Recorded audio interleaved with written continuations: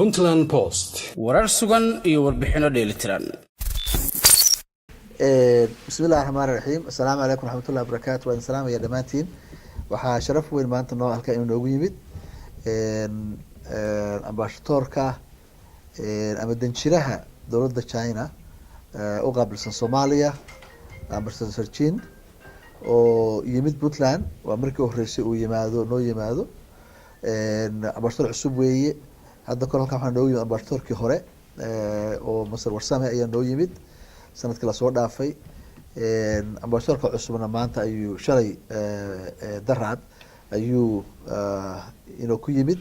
muddo wuxuuna la joogay 3 cisho ah oo uu indheynaya Puntland, nabadgelyadeeda, horumarkeeda iyo inuu wax badan ka ogaado dalka, gaar ahaan mandiqadan ama Puntland. ambassadorka wax badan baan ka wada hadalay oo ay kamid tahay horumarinta mashaariicda iyo in aan tusno Puntland inay u gudubtay horumar iyo gaar ahaan kaabayaasha dhaqaalaha.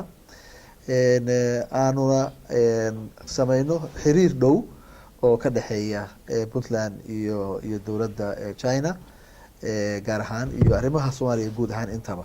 laakiin waxaan wax badan ka wada hadalay sidii gaar ahaan kamariyaasha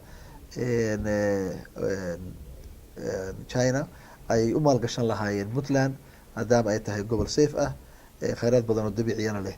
marka runtii wada hadalkayagii iyo joogitaankiisiiba wuxuu kusoo dhamaaday guul. waxaan rajeynayaa marka isagoo ku faraxsan Puntland iyo qaabkii u jirto iyo dowladnimadeeda iyo horumarkeeda iyo nabadgelyadeeda inuu naga tago ayaan rajeynayaa. aad iyo aad buu umahadsan yahay ambassadorku. runtii aad baan ugu mahadnaqayaa imaatinkiisa.